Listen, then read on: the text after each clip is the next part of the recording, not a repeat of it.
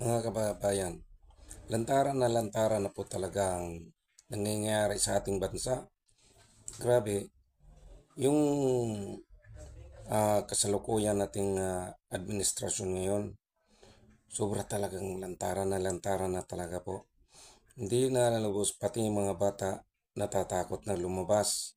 Kasi sa dami ng ah, bata na nakidnap, lantaran, pangingidnap ng mga bata, pati na rin ng dudruga, ah, lantaran talaga yung ano, tawag niyan, yung paggaganyan ng droga, hindi ko alam kasi yung ganyan eh. Kasi hit na hit talaga ako sa mga ganyan ng mga gawain.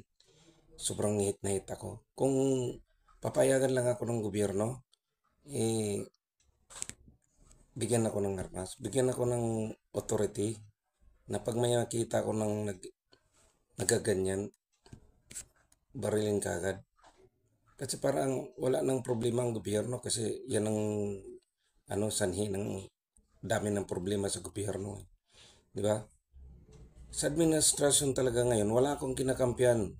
Kung sino ka, presidente ka, kung sino ka, dati ka presidente, ngayon ka presidente, wala akong kinakampihan, kundi ang sitwasyon natin ngayon, grabe talaga, talamak na talaga. Bata, matanda,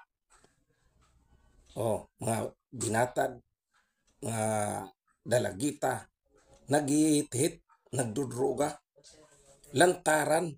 Kahit nga sa sa media na lantaran na eh. Di ba? Eh paano? Ika nga, father like son. Oh, kung presidente like mandudruga. Yan. Ganun yun. Kaya, pasensya na. Kasi hit na hit talaga ako sa mga ganyang gawain.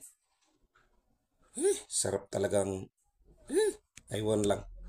Kayong mga mandudruga, kayong mga protector, sarap nyo lusubin eh. Kung, ewan ko sa inyo, talagang nanginginig yung katawan ko. Mag-isip lang ako sa mga ganong gawain. Sarap nyo pagpupugutan eh.